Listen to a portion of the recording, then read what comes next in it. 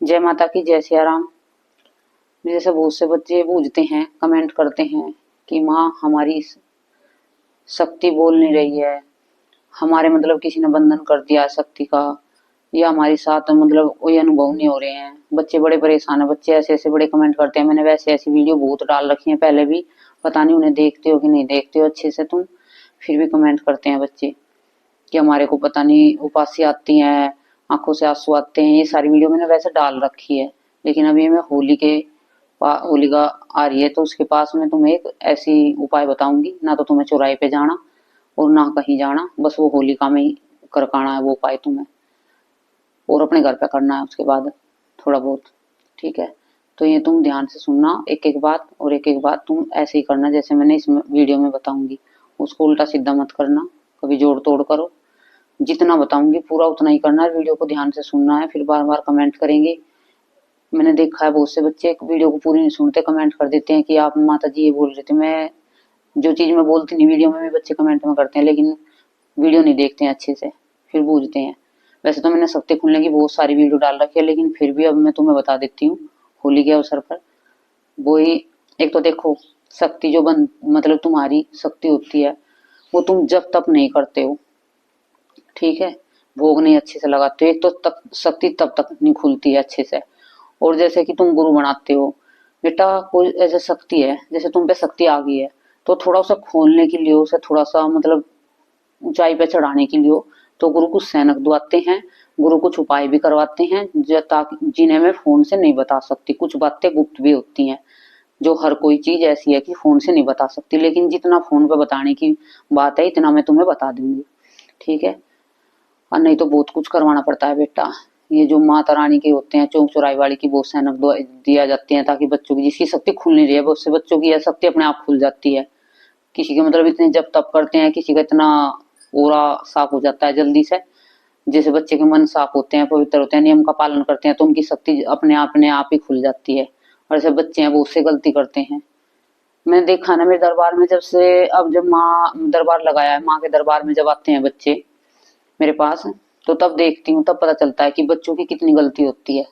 और बच्चे गलती करके अपने आप और गुरुओं का नाम दे देते हैं कि हमारे गुरु कुछ हमें सिखा नहीं रहे हैं, गद्दी लगवा दी है, हमें कुछ अनुभव नहीं हो रहे हैं।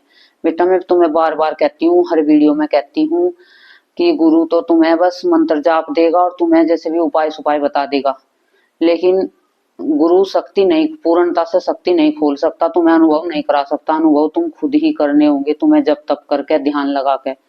तुम इधर उधर ध्यान मत लगाया करो, ज्यादा कर अपनी मंदिर में बैठ के मतलब कि मेडिटेशन करे करो 1 घंटे का। उस ध्यान में उतरे करो, गहराई में जानने की कोशिश करे करो अपने आप को, अपने घर को, अपने आने वाले सदस्य को, कि उन पे क्या कष्ट है क्या है। तुम मतलब जब अपना ध्यान लगाओगे, ध्यान के माध्यम से ही तो पता चलेगा, तभी तो अनुभव होंगे। जब तब करोगे उनसे तो अनुभव होंगे। और पूजा पाठ अपनी नियम पालन से करना। देखो ये छोटी छोटी बातें हैं, ये तुम्हें मुझे बार बार बतानी पड़ती है। और होली जैसे अब होली आ रही है, उससे तुम अभी जाप शुरू कर दो अपने रात के समय के। जिन बच्चों पे सवारी आ रही है, जिनके गुरु हैं, जिनके गुरु हैं, और गुरु कहते हैं, मन देखा है बच्चे करते नहीं है, फिर भी कहने के बाद जब नहीं करते हैं, सोचे कि गुरु ही तुम्हारी शक्ति को आगे बढ़ा देगा। बच्चे मतलब मेहनत नहीं करना चाहते। देखो सब बच्चे हैं, स्कूल में जाते हैं, हजारों करोड़ों बच्चे जाते हैं, तो क्या सबके सब पास होते हैं? कुछ बच्चे फेल भी तो होते हैं। जो बच्चे नालायक होते हैं, पढ़ते नहीं है, तो वे फेल होते हैं ना। तो ऐसे ही बेटा ये भक्ति का कार्य है। दरबार में से तुम जाते हो, एक कोई किसी के पास गए, उसके हजारों शिष्य हैं, हजारों शिष्य में से कुछ की गद्दी चल जाती है, कुछ की नहीं चलती है, क्योंकि कोई मेहनत कर लेता है, कोई नहीं करता है। और नहीं तो गुरु तो सबको एक जैसी ज्ञान देता है, कभी गुरु थोड़ा ना भेदभाव करेगा। तो ये तुम समझते नहीं हो बच्चों, ये अपने भाग्य का खेल है। किसी की शक्ति वही खुल जाती है, किसी की नहीं खुलती है, क्योंकि किसी का समय आया नहीं होता है। तुमने मेहनत नहीं कर रखी है तो तुम मेहनत करो। ये सब तुम्हें अपने आप ही करना पड़ेगा, अपने आप ही कोशिश करनी पड़ेगी। ठीक है बेटा, चलो गुरु तुम्हें 50% बता देगा, 80% बता देगा, फिर भी तुम्हें 20-30 तो अपने आप ही मेहनत करनी पड़ेगी। इतना तो तुम्हें अपने आप ही सोचना पड़ेगा। गुरु तो एक बार दरबार लगवा देता है, तो बार बार गुरु दरबार में आके थोड़ा ना चेकिंग करेगा तुम्हारे में। बच्चों को, जो तुम्हारे पास बच्चे आएंगे उन्हें तो तुम्हें चेकिंग करना पड़ेगी। उनके तो संकट कष्ट उपाय तुम्हें बताने होंगे। चलो गुरु माँ ने तुम्हें बता भी दिया, दो चार मतलब सैनक बता दिए। अभी बच्चे शुरुआत में दरबार लगाया कि इन सैनक को तुम देते रहना, तो फिर बाद में तो सैनक तो माँ तो अलग अलग बताती है, माँ तो अलग अलग उपाय बताती रहती है। तो वे तो फिर तुम जैसे भक्ति पूजा पाठ करोगे ज्यादा से ज्यादा, तो वो तो तुम्हें माँ खुद बतावेगी, बार बार गुरु थोड़ा ना बतावेगा। गुरु ने तो तुम्हें बस एक बार बता दिया है, दरबार लगा दिया है, तुम्हें गद्दी की जिम्मेवारी सौंप दी है, और तो तुम उसको जिम्मेवारी को समझते नहीं हो, ऐसे मस्ती मगन में घूमते रहते हो, जहाँ जी चाहे वहां घूम जाते हो, जहाँ जी करता है वहीं चले जाते हो, जहाँ जी करता है वहां खा लेते हो। तो थोड़ा सा देखो, सवारी आने के बाद जीवन बदल जाता है, जीवन हमारा बिल्कुल अलग हो जाता है, परिवर्तन आता है जीवन में बहुत ज्यादा। और जब गद्दी लगाते हैं तो हमें बहुत कुछ छोड़ना पड़ता है, हमने बहुत कुछ इच्छाओं को हमें मारना पड़ता है अपनी को, तब जाकर हम गद्दी चला सकते हैं। हम हर चीज का आनंद नहीं उठा सकते समाज में रहकर, जब सवारी आ जाती है, क्योंकि हमारे ना नियम पालन में बंध जाते हैं। हमारी पूजा पाठ है वो हमें समय से करनी होती है, हमारे भोग है हमें समय से लगाने होते हैं, हमें जब तप है हमें ज्यादा से ज्यादा करने होते हैं। तो हम पे क्या होता है, जिम्मेवारी आ जाती है, तो उस जिम्मेवारी को हमें निभाना होता है। जैसे गैर जिम्मेवार बच्चे हैं तो उनकी शक्ति नहीं चलती है, उनके धर्म से उनको कष्ट आता है, जो गैर जिम्मेदार बच्चे हैं। और जो जिम्मेदार बच्चे समझते हैं ना और अपनी जिम्मेदारी को अच्छे से निभाते हैं, तो उनको कभी भी कष्ट नहीं आता, उनके सब काम अच्छे से चलते हैं, उनके दरबार भी चल माता रानी के उनके घर पे दरबार भी चलते हैं, और उनकी सच्ची पूजा भी आती है, उनके कार्य भी बनते हैं बच्चों के। तो थोड़ा सा बच्चा गहराई में उतरे करो, समझे करो, मैं तुम्हें बार बार कह रही हूँ, तुम्हें कोई ज्यादा कुछ नहीं बताओगा, तुम दरबारों में जगह जगह घूमोगे। और बहुत से बच्चे कहते हैं कि हम तो दरबार में जाते हैं, हर बात के मतलब गुरु बनाते हैं, तो हर बात के पैसे लेते हैं। देखो पैसे तो सब तुम कहीं पे भी जा लो ना, फ्री में तुम्हें कुछ समझावेगा, कोई ज्यादा लेगा कोई कम लेगा, पर लेगा जरूर, क्योंकि उसने भी दे रखी है, उसने भी मेहनत कर रखी है, जो गद्दी पे बैठा जो तुम्हारा गुरु बनो है, उसने भी कहीं दिए होंगे पैसे सीखने के लिए, तो वो भी तुमसे लेगा जो तुम्हें सिखावेगा। देखो कुछ तो लेगा ही, कुछ पाने के लिए कुछ तो खोना पड़ेगा ही। ये इस चक्कर में मत रहियो कि भाई कोई तुम्हें बिल्कुल फ्री में सिखा देगा, एक भी रुपया तुमसे नहीं लेगा, ऐसा कहीं नहीं होता है। पैसे कोई ज्यादा लेता है तो कोई कम लेता है, लेते सब है, मैं ऐसे झूठ नहीं बोलती हूँ कि भाई कोई नहीं लेता होगा, ऐसा कोई नहीं है, चाहे 100 रुपए ले चाहे 200 रुपए ले, पर लेगा जरूर। ठीक है, कति फ्री में तो कहीं भी तुम्हें दीक्षा नहीं मिलेगी, फ्री में तो लेनी भी नहीं चाहिए।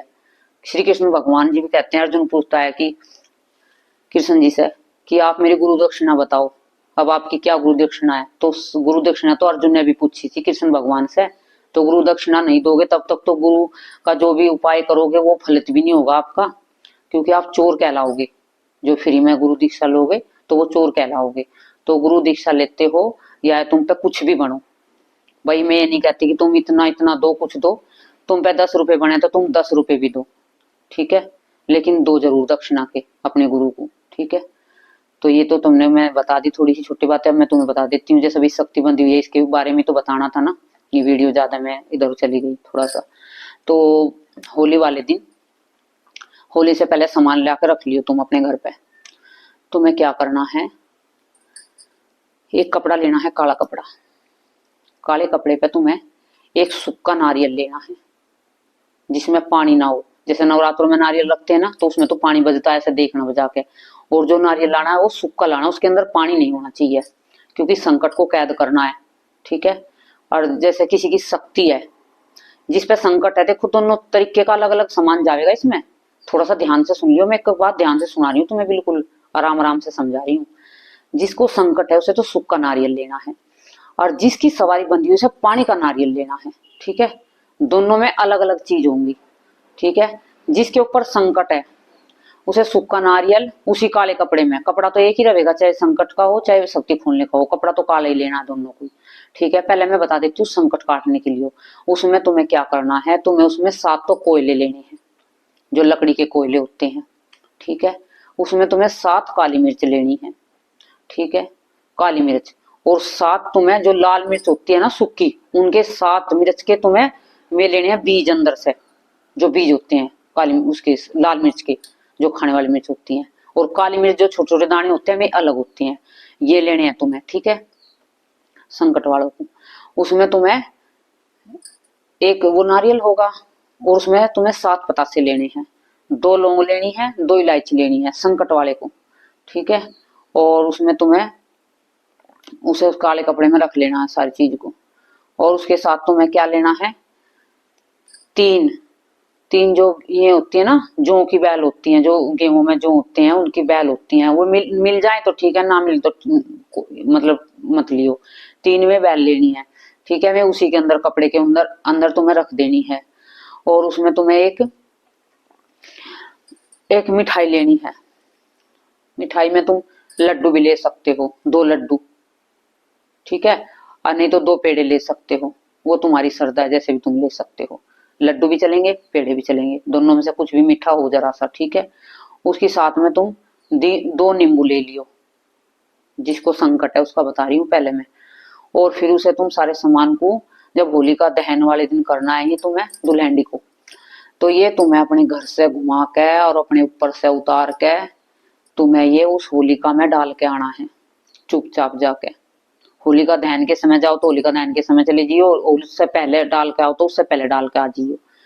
और फिर अपने घर पे उस समय आके मतलब होली पे ही लगा दियो अखंड दीप।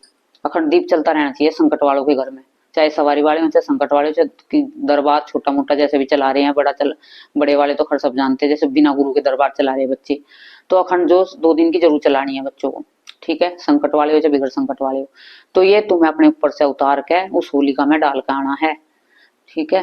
फिर उसे डाल के आके, जब डाल के आओगे तो घर आकर मुंह हाथ धो के तुम्हें मंत्र जाप करने हैं, जिस मंत्र के तुम जाप कर रहे हो। और जो मंत्र जाप तुम्हारे पास नहीं है, तुम कुछ भी नहीं कर रहे हो, बस संकट है, तो तुम्हें होलिका में वो सब सामान डाल के तुम्हें ओम नमो भगवते वासुदेवाय का मंत्र के जाप करना है, जितनी देर तुम कर सको, आधे घंटे 1 घंटे, ठीक है। तो वो तुम कर लियो। ये तो संकट वालों के लिए था। अब जिसकी शक्ति बंधी हुई है वो ध्यान से सुनना, उसकी थोड़ी सी अलग है, क्योंकि मैं एक ही वीडियो में बता दूंगी, अलग अलग वीडियो नहीं बनाती हूँ, इसमें बता दूंगी, इसमें तुम ध्यान से सुन लेना। तो संकट जिसकी सवारी बंधी हुई है उसे क्या लेना है, उसे एक काला कपड़ा लेना है, उसमें पानी का नारियल लेना है तुम्हें, उसमें तुम्हें 3 जायफल लेने हैं, 3 लौंग लेनी है, 3 इलायची लेनी है, और 7 पतासे लेने हैं तुम्हें, और 7 कलर की मिठाई लेनी है तुम्हें। और तुम्हें अपने जैसे सिर है, तुम्हारा सिर धोना है उस दिन, सिर धो धा के जब थोड़ा सा हल्का हल्का गिल्ला सा सिर हो ना, तो उसमें से तुम्हें अपनी चोटी में से बाल फाड़ने हैं, उसमें से बाल फाड़ के अपने उसी कपड़े में भी रखने हैं जो सारा सामान रखा है तुमने, जो तुम्हारी शक्ति का बंधन होगा वो खुल जाएगा, ठीक है, इसलिए बता रही हूँ तुम्हें मैं। और ये फिर तुम्हें अपने ऊपर से उतार के उस होलिका में डाल के आना है, होलिका में डाल के आना है, अपने घर आके मंत्र जाप करना है, जिस मंत्रों का तुम जाप करते हो, माँ काली का करते हो माँ काली का, और जिसका भी तुम करते हो, किसी की सवारी हो, इसमें कोई दिक्कत की बात नहीं है, जिसकी भी किसी की भी सवारी हो सकती है, तुम उसी का मंत्र जाप जो करते हो उसी मंत्र को जाप करना ज्यादा से ज्यादा, ठीक है। और उसके साथ में तुम्हें क्या करना है, रात के समय अपने घर पे ही एक जल का मतलब एक लोटा जल का लेना है, जब जाप करोगे उसे अपने पास रख लियो, ठीक है। और उसे फिर जाप करने के बाद अपने ऊपर से उतार के सिर पे से उसे गली में फेंक दियो, सोते समय लास्ट में, जिस दिन ये कार्य करोगे, शक्ति खोलने वाले को लिए है ये, ठीक है। तो उस जल को बाहर फेंक दियो अपने ऊपर से उतार के, जो तुम्हारी कोई बंधन होगा, नेगेटिविटी होगी, कुछ भी होगी, तो सब बाहर निकल जाएगी तुम्हारे शरीर से। और जैसे जप करोगे उतार के, जो तुम्हारी कोई बंधन होगा, नेगेटिविटी होगी, कुछ भी होगी, तो सब बाहर निकल जाएगी तुम्हारे शरीर से। और जैसे जप करोगे जिन बच्चों पे संकट है, जो ये जप करेंगे होली दिवाली पे, वे अपने संकट को दूर करने के लिए किसी मंत्र का जप करेंगे, तो वे अपने हाथ में 2 लौंग और एक कपूर की टिक्की दोनों हाथों में लेकर, हो सके तो तुम संकट मोचन का पाठ कर लेना, 21 51 जितने भी तुम पे हो सके, होली दिवाली उस पे, होली दुलहंडी पे दोनों दिन ये संकट मोचन के पाठ करोगे, इससे तुम्हें बहुत लाभ मिलेगा, ठीक है। ये तुम्हें जैसा भी देखो मेरे को माँ ने बताया है तो मैंने तुम्हें बता दिया है, अब जैसे तुम्हें ठीक लगे तुम कर लेना, तुम्हारा मन हो तो, ठीक है। मैंने तो बता दिया, जैसे बच्चे बूझ रहे थे, बार बार बूझते हैं अभी शक्ति बंधी हुई है, शक्ति बंधी हुई है, तो ये तुम अपने आराम से कर लेना, ठीक है। और जिस बच्चों को भाई शक्ति मतलब संकट भी सता रहा है, तो होली वाले दिन वो एक नींबू लेकर अपने सिर पे काट के 4 टुकड़े करके चौराहे पे जाके वहीं चारों टुकड़े 4 दिशाओं में फेंक सकता है अपने ऊपर से, ठीक है, ये भी कार्य कर सकता है। और थोड़ा सा बचना खाने पीने से, किसी का खाना पीना नहीं है, किसी घर का बाहर का खाना पीना नहीं है, जैसे कि मिठाई वगैरह, मिठाई तो किसी के हाथ की नहीं खानी, बाहर से कोई दे रहा है तो तुम्हें, उससे तुम्हें बचना है। क्योंकि अब ये बड़े कष्ट के दिन है, इनमें बड़े सावधानी बरतनी पड़ेगी। बाहर एक है जैसे लड़की हैं, लेडीज हैं, तो उन्हें ज्यादातर बच्चे में बाल खोल कर ना जाए बाहर कभी कहीं।